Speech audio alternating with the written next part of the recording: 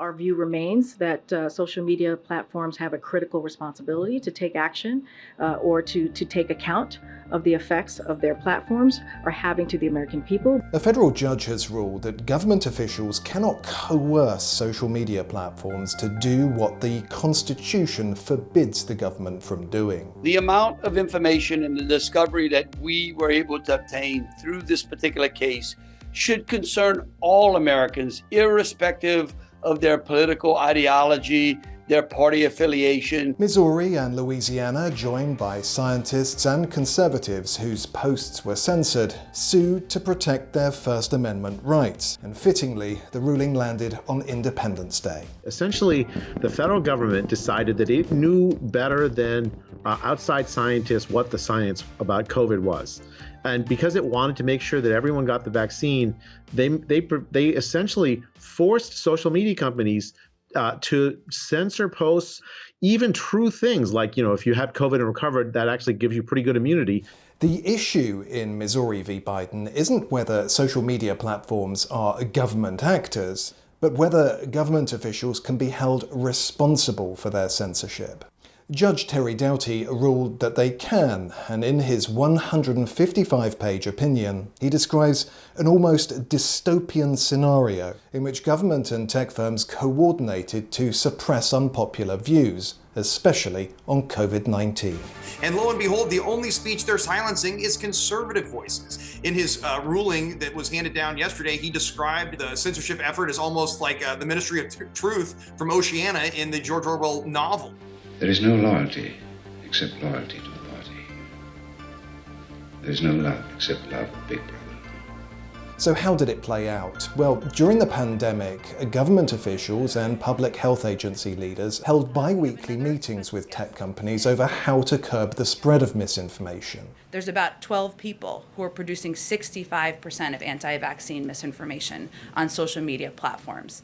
All of them remain active on Facebook, despite some even being banned on other platforms, including Facebook, ones that Facebook owns. But by July of 2021, officials weren't merely flagging false statements, they were bullying companies to censor anything that contradicted government advice.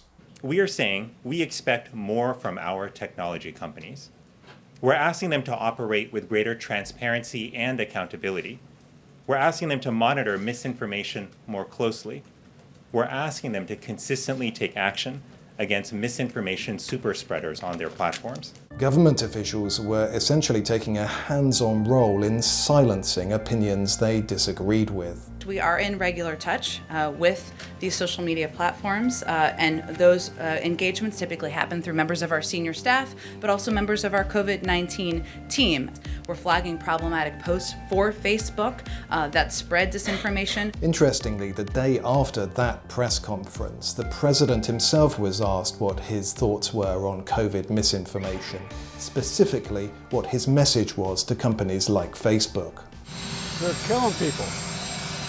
I mean, it really, look, the only pandemic we have is among the unvaccinated, and they're killing people.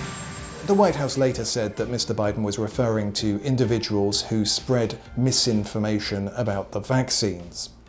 In the meantime, what up until then had been a very private intimidation was amplified by public threats to use antitrust action and regulation if tech companies didn't follow orders. He also supports better privacy protections and a robust antitrust program. In an interview on MSNBC, the White House communications director was asked if the president was open to amending Section 230 so that action could be taken against social media companies. Shouldn't they be liable for publishing that information and then open to lawsuits?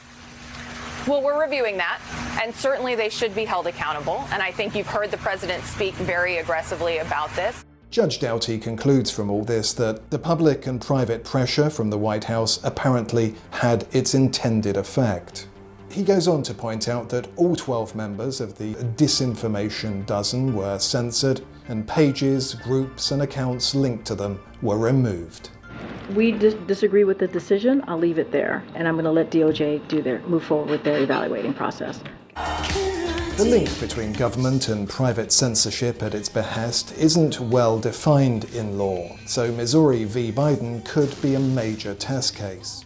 What is certain is the plaintiffs are doing a public service by teeing up whether government can use the cover of private business to silence views it dislikes.